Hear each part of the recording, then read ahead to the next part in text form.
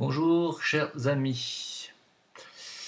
Bien, alors je vais vous proposer aujourd'hui de répondre à vos questions encore une fois, mais surtout je voudrais traiter d'un sujet important qui est le retour du Messie à la fin des temps. Parce que dans toutes les religions monothéistes, on parle de retour du Messie. Mais alors quel est-il? Donc ça j'en ai déjà parlé, mais bon, je vais en reparler aujourd'hui. Et surtout, lui sera-t-il possible de venir physiquement? Alors, c'est moi, si vous voulez, d'après l'initiation que j'ai reçue et d'après les enseignements que j'ai reçus, euh, le Messie, c'est le Christ. Hein. Le Messie, c'est le Christ.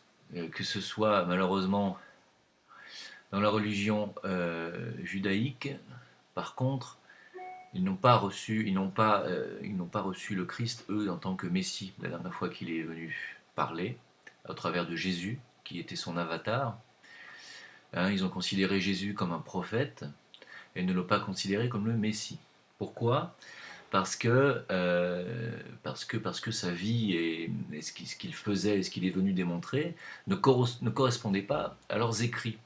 Hein, ne correspondait pas à ce que leurs écrits disaient du Messie et de ce qu'il ferait quand il reviendrait, à savoir asseoir la toute-puissance du peuple hébreu, etc. etc.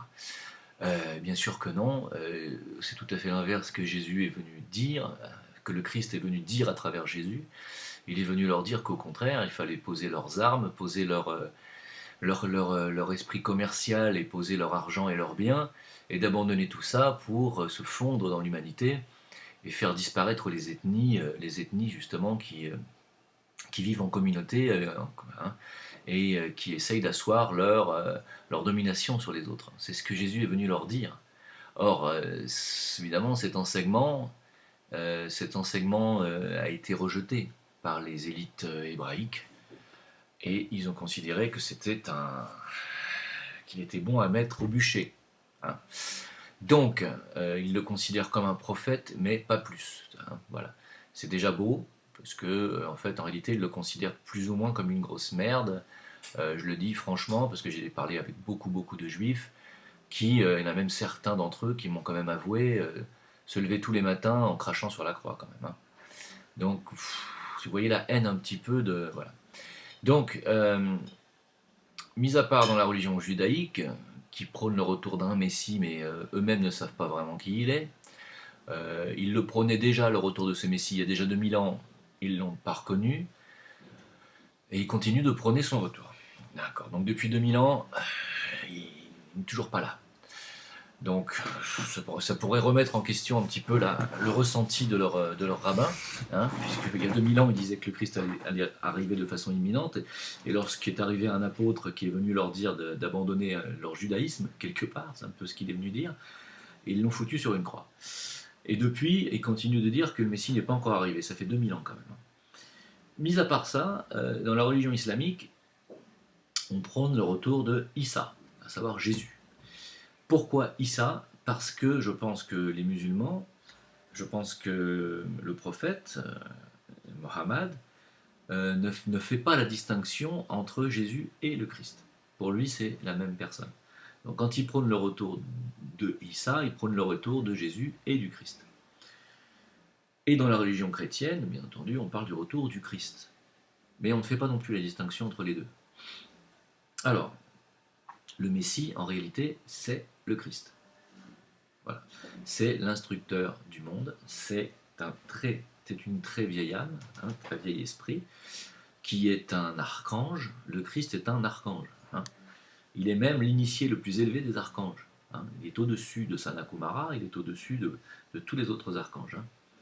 Donc le Christ pourrait être considéré comme un vénusien, puisque les archanges, vous savez, vivent sur Vénus, mais peu importe cette information.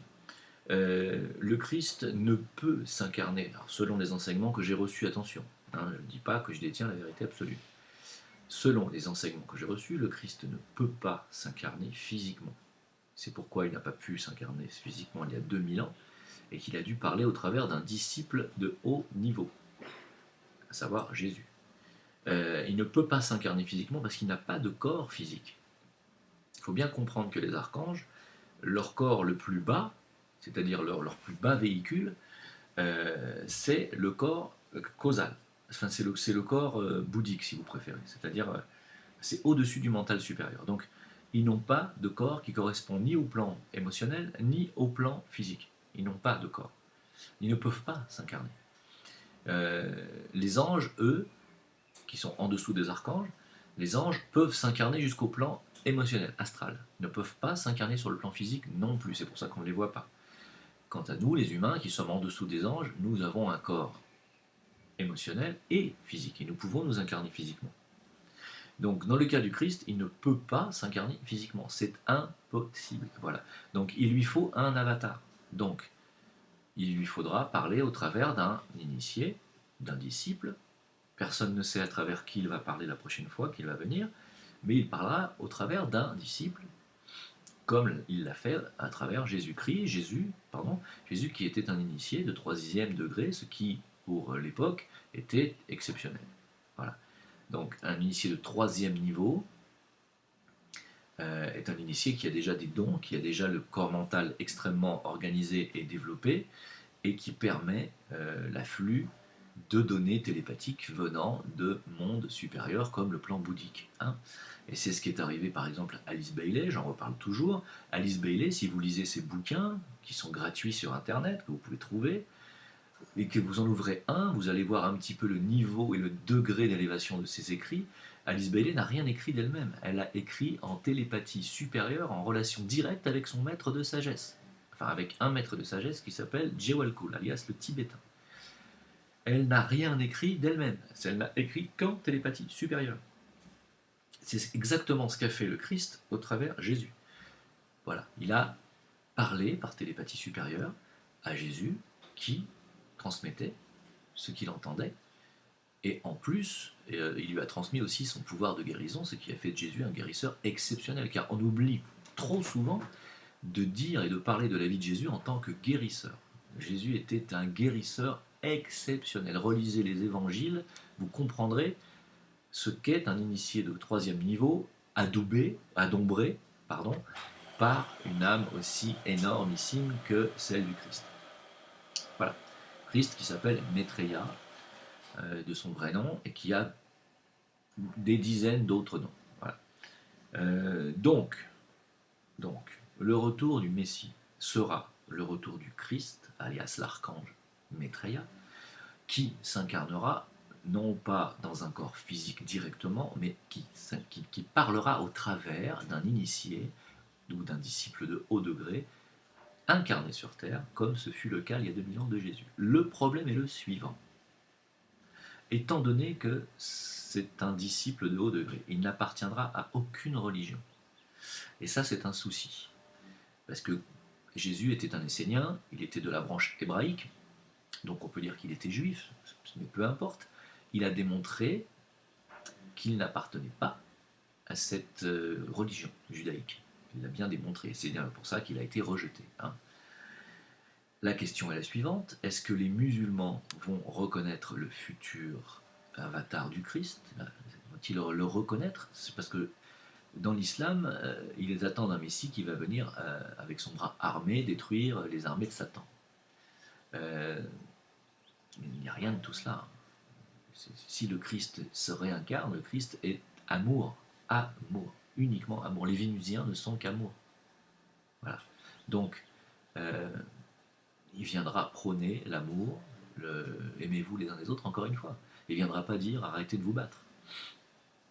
Enfin, il viendra le dire, mais il ne viendra pas nous en empêcher. Et le Christ, le Messie ne pourra revenir que quand les humains seront suffisamment polarisés vers lui, dans l'amour universel, dans la compassion et le don de soi. Ils seront suffisamment en masse polarisés vers cet idéal.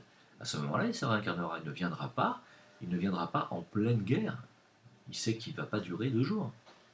Ça ne sert à rien. Il faut que les humains, nous prenions notre destin en main. Il faut que nous, les humains, devenions des grandes personnes. Il faut que cette planète qui nous a été confiée, parce qu'il faut quand même le savoir, il faut arrêter de se comporter en bébé, en enfant. Cette planète a été confiée à l'humanité. C'est aux humains de faire grandir cette planète, de la respecter, d'accord, et d'y apporter la lumière divine qui est en chacun de nous. D'accord? À ce moment-là, lorsqu'il y aura suffisamment de lumière dans l'humanité et qu'elle rayonnera sur la planète, le Messie pourra venir nous montrer le futur chemin à prendre, à savoir le chemin de l'amour compassionnel, de l'amour inconditionnel, et nous aider à développer nos futurs dons, dont le premier sera la télépathie supérieure et l'intuition, qui vont de pair. Donc le retour du Messie, oui.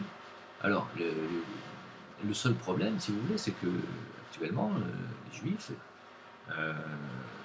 attendent un Messie qui ne correspond pas du tout à ce qu'est venu prôner le Christ à travers Jésus il y a 2000 ans. Ils attendent un Messie qui va venir les aider à asseoir leur domination sur le monde et à imposer un nouvel ordre mondial dont la capitale sera Jérusalem. C'est ça leur Messie, c'est ça le Messie qu'ils attendent, c'est l'Antéchrist en réalité.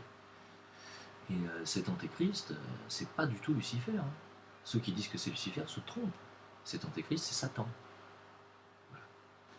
Et c'est un gros problème parce que vous comprenez bien que si Satan, qui est réel et qui effectivement domine ce monde physique actuellement et depuis longtemps, vient ici incarner son pouvoir dans un peuple, dans un pays qui détient la bombe nucléaire, est-ce que vous voyez le problème? Le problème est énorme, c'est que dans l'Apocalypse de Jean, il est quand même écrit que nous périrons par le feu. C'est le feu nucléaire, pour moi c'est clair. Hein. Donc je ne veux pas faire peur aux gens. On me dit oui, mais alors là, vous faites peur aux gens avec vos histoires de complot mondial. Mais, excusez-moi, mais il est quand même, quand on fait un travail sur soi, la première des choses, c'est de travailler sur ses peurs. Je l'ai déjà dit dans les vidéos que j'ai déjà faites. Donc si ça vous fait peur de parler du complot mondial et du nouvel ordre mondial, bah, profitez-en pour travailler sur vous-même. Parce que je vois pas pourquoi ça vous fait peur, je comprends pas trop. C'est-à-dire qu'il y a l'ennemi qui est juste bientôt devant votre porte, viendra venir vous fouiller vos affaires, vous enlever vos enfants et leur apprendre la masturbation à l'école à partir de 6 ans. Je crois que c'est ce qui va se passer en France bientôt. Et vous dites rien, vous trouvez ça normal. Vous. Voilà. Faites comme vous voulez. Moi, j'estime que la peur n'a pas lieu d'être dans cette histoire. Hein. Il ne faut pas avoir peur là. Il faut y aller. Il faut aller au charbon, comme on dit. Il faut descendre dans la rue. Et il va falloir y aller. Il va falloir aller chasser cette élite satanique de nos gouvernements et de nos pouvoirs décisionnaires. C'est clair. Hein. Donc quand on me dit tu joues avec les peurs, désolé, mais si je joue avec vos peurs, c'est que vous en avez.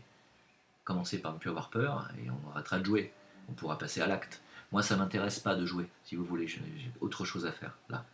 Donc jouer avec les peurs, oui. Alors il est grand temps de se rendre compte quand même que la guerre mondiale est proche. Hein. On m'a parlé des camps FEMA il n'y a pas longtemps encore, j'allais en parler, c'est marrant. Les camps FEMA sont des camps de concentration qui sont déjà conçus aux États-Unis, dans plusieurs États, comme la Virginie ou je ne sais plus quoi. Renseignez-vous, camps FEMA, F-E-M-A.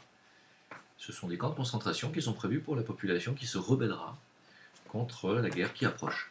Alors cette guerre va avoir lieu, frontière ukrainienne-russe, elle aura lieu entre Israël et Iran, Pakistan peut-être, et tous les pays non soumis musulmans notamment.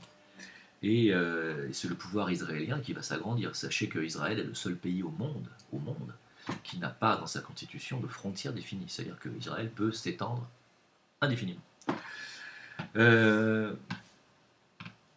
Nous en sommes tout à fait là. Nous en sommes absolument au bord. Hein. Le retour au service militaire obligatoire par François Hollande, c'est pas un hasard. 3,5 milliards, je crois, d'euros débloqués en France pour la sécurité et pour les futures attaques probablement qui vont avoir lieu. Moi, je pense toujours qu'il va se passer quelque chose de très très grave et que suite à cet événement, on va pucer les gens. Hein, et que les gens le réclameront en grande majorité. Donc il faut quand même anticiper tout ça. C'est pas jouer sur les peurs. Moi, si je vous parle, c'est pour que vous soyez prêts, pour que vous soyez alerte. Hein. Tout ça pour dire quoi? Pour dire que le retour du Christ et du Messie n'aura pas lieu tout de suite. Il va d'abord y avoir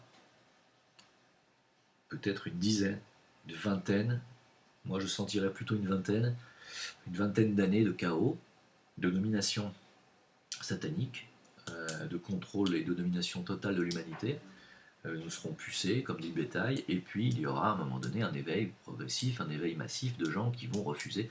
Regardez 1984 de George Orwell, regardez le film. Regardez le film. Vous allez voir que les gens sont dans des camps, ils sont surveillés du matin au soir par Big Brother, qui est un œil qui les regarde et qui sait exactement non seulement ce qu'ils font, ce qu'ils disent, mais aussi ce qu'ils pensent. Hein, ça en dit long. Et vous allez voir que pendant tout le film, en fait, on leur informe, à ces gens qui sont dans des camps et qui travaillent pour Big Brother, on leur informe que leur armée, l'armée du bien, donc, dans le film, est en train de détruire l'armée rebelle. Les rebelles, ce sont les gens comme vous et moi, qui refusons cet ordre, hein, qui refuseront, j'espère. Regardez ça, parce que George Orwell, vous savez, avait un frère qui était qui faisait partie des francs-maçons de 33e degré, qui était tout à fait au fait de ce qui allait se passer dans le futur. Et c'est pas un hasard s'il a écrit ça et si on en a adapté un film. Regardez bien, c'est exactement ce qui est en train de se passer. Les camps sont prêts aux États-Unis, et si on est en train de réouvrir les camps militaires en France, c'est parce qu'on va accueillir aussi ça. Hein. On va accueillir les dissidents et les gens comme moi. Et les gens comme Soral, Dieudonné seront bientôt muselés et enfermés. Voilà. Donc, préparez-vous, parce que bientôt, il ne suffira pas de se réfugier derrière un écran comme je suis en train de faire, et il va falloir descendre dans la rue. Hein, et moi, je suis prêt à y aller. Donc, la sagesse, ça sera pour plus tard. Le Messie, ça sera pour plus tard. Pour l'instant, nous allons avoir à faire front à quelque chose de diabolique, à savoir une destruction massive d'une grande partie de l'humanité. Le but des Illuminati est de détruire les 2 tiers de l'humanité, puisque nous sommes trop nombreux pour être totalement sous leur contrôle. Il y a trop de gens qui vivent dans la foi, et les gens qui vivent dans la foi sont pour eux un obstacle, puisque qui vit dans la foi n'est pas soumis au système de consommation financier. Tiens, en parlant de finances, je voulais vous dire une chose aussi, c'est que si aujourd'hui on fait des crédits de plus en plus longs pour les jeunes, hein, je parle en France notamment, je suppose que ça doit être partout dans l'Occident, depuis la crise de 2008, on fait des crédits maintenant sur 30-35 ans. Hein. C'est-à-dire dès l'âge de 25 ans, vous pouvez prendre un crédit qui se terminera à l'âge de 60. Pourquoi on fait ça? C'est pas parce qu'on n'a plus le choix et parce que là, maintenant les taux sont bas et parce que l'immobilier a monté. Non, non, non, non. Si on fait ça, c'est pour vous maintenir dès la jeunesse sous l'emprise financière. Il faut savoir ça. C'est-à-dire, tant que vous vivez à crédit, vous n'êtes pas un homme libre. Vous vivez avec au-dessus de votre tête une épée de Damoclès qui vous dit attention, Coco, n'oublie pas ce mois-ci, tu dois payer ta traite. Attention, c'est pas 60 mois ta traite, c'est 400 mois. C'est pas pareil l'histoire. D'accord? Donc, tant que vous n'avez pas payé vos 400 mois de traite à rembourser, vous n'êtes pas un homme libre, vous n'êtes pas propriétaire, vous n'avez pas le droit de vous arrêter de bosser, vous n'avez pas le droit de faire ce que vous avez envie de faire, parce que vous avez ça au-dessus de la tête. Réfléchissez bien à cette histoire. Si vous prenez un crédit à long terme, vous vous engagez dans la voie de la soumission totale au système financier. Il faut refuser ça. Moi j'ai presque 50 balais, je n'ai pas de crédit sur le dos, j'en ai jamais eu. Si j'en ai eu un qui a duré 3 ans, j'ai arrêté. Je ne supporte pas les crédits. Alors, à l'époque, je l'ai fait en l'an 2000 mon crédit, donc je n'avais pas encore eu la crise de 2008, mais j'ai toujours senti depuis ma jeunesse que c'était une très mauvaise chose de faire des crédits. C'est instinctif, c'est intuitif chez moi, si vous voulez. Donc, faites comme vous voulez, vous êtes libre, mais moi je vous ai informé, je vous mets en garde, ne faites pas de crédit si vous voulez vivre libre. Voilà. Qu'est-ce qu'on peut dire d'autre? Qu'il faut se préparer à des jours sombres. 2015 doit être une année, doit être une année où il doit y avoir des choses qui vont bouger tant sur le plan financier que sur le plan militaire. L'armée américaine est en train de s'organiser à la frontière ukraino-russe et c'est extrêmement grave. Hein. Pourquoi cherche-t-il à détruire la Russie? Alors, pour la simple et bonne raison que la Russie avec la Chine sont en train de refuser le dollar comme mode de paiement et ils sont en train de créer une monnaie qui va allier la Russie à la Chine, à l'Iran probablement, et peut-être même aux Indes. C'est-à-dire ça fera les 2 tiers de l'humanité. Donc cette monnaie-là, je ne me rappelle plus comment elle s'appelle, je ne me rappelle plus trop, c'est pas important, mais ils sont en train de la faire. Et n'oubliez pas que Kadhafi a voulu faire une monnaie africaine, hein, basée sur l'or, sur la valeur or, et que c'est pour ça qu'ils l'ont dézingué. Hein. Donc ils ont tué Kadhafi parce qu'ils voulaient faire une monnaie refusant le dollar et qui s'assoyait sur l'or africain. Ils l'ont déglingué à cause de ça. Donc ils veulent déglinguer la Russie parce que la Russie est en train de refuser avec la Chine le dollar en mode de paiement. Hein. Ça veut dire que l'écroulement du dollar est imminent. Hein. Et de toute façon, il est prévu aussi dans leur plan. Le jour où le dollar va s'écrouler, les États-Unis ne s'écrouleront pas. Hein. Ils auront recours à la guerre comme ils ont toujours fait pour asseoir leur domination. Donc il faut se préparer à ça, parce que c'est ce qui est en train de se produire actuellement sur la planète. Voilà. Donc la puissance des États-Unis a toujours été liée au dollar et au pétrole. Hein. Puisque comme le dollar n'est pas calculé sur la valeur or, il n'a pas été conçu sur la valeur or, il a été donc conçu sur le pétrole. Il s'est assis sur le pétrole, c'est pour ça qu'on dit les pétrodollars. Et quand le dollar va s'effondrer, les États-Unis n'auront plus de monnaie parce qu'ils n'ont pas d'or aux États-Unis. Parce que maintenant ils en ont piqué. Comme ils ont récupéré l'or de l'Irak, une partie du Liban, de l'Allemagne, que Sarkozy a vendu un tiers de notre or aussi à moitié prix aux États-Unis, et qu'ils arrivent à grappiller un petit peu dans tous les pays où ils vont l'or national, ils en ont un peu, mais ils n'en ont pas suffisamment pour bâtir une monnaie sur la valeur or. Donc, si vous voulez, il va falloir qu'ils fassent la guerre et qu'ils détruisent les 2 tiers de l'humanité qui possède de l'or. Et il faut savoir que l'or français et l'or suisse, notamment, les intéressent grandement. D'accord ? Donc vous êtes concernés dans cette histoire. Nous sommes tous concernés. Voilà. Donc, inutile de... Alors, soit vous fuyez, à ce moment-là, vous partez, dites moi je m'en vais, sur les îles du Cap-Vert, voilà, c'est très bien là-bas au Cap-Vert. Je me suis renseigné, c'est peut-être une destination où je vais finir, parce que bon, j'ai pas spécialement envie d'aller me battre à 50 ans, si vous voulez. Et moi, mon combat, il est ailleurs, hein. Il est idéologique, hein. Vous avez bien compris. Donc, soit vous fuyez, soit si vous êtes suffisamment jeune et que vous n'avez pas encore d'attache et que vous êtes encore, vous avez de la vigueur et de l'énergie à revendre, alors vous vous battez pour nous, hein, libérez-nous, voilà. Moi, vous le savez, je suis un combattant de lumière. Je prône le retour du Christ, je prône le retour du Messie, oui. Hélas, il faut aussi ouvrir les yeux et être lucide. Ce Messie n'arrivera pas aujourd'hui sur la planète dans l'état dans lequel elle est actuellement. Non, pas dans l'immédiat. C'est peut-être une question d'années, je le souhaite. Ça pourrait être une question de décennies, je le souhaite moins. Mais il ne pourra pas venir là en plein chaos. Il faut d'abord que ce chaos ait lieu. Et c'est là où les forces du mal ont toujours un rôle à jouer en réalité dans l'histoire de l'humanité. C'est que les forces du mal sont ni plus ni moins que les forces de destruction du rayon 1, on en a parlé déjà, et que ces forces de destruction doivent jouer leur rôle avant que l'organisation et l'amour universel puissent prendre place et s'incarner sur Terre. C'est terrible, mais malheureusement, c'est la vie sur Terre, et c'est comme ça que ça se passe ici-bas. Alors il faut l'accepter, il faut s'y préparer, il faut aussi ne pas se laisser faire, et se battre pour que la lumière puisse triompher le plus rapidement possible. C'était mon message d'aujourd'hui, je vous souhaite une bonne continuation à tous et à toutes. N'oubliez pas que j'attends vos questions-réponses sur le Facebook créé à cet effet, Jim Le Veilleur, J-I-M, plus loin, Le Veilleur, Jim Le Veilleur. Posez-moi des questions et je ferai des vidéos en conséquence. Merci, au revoir.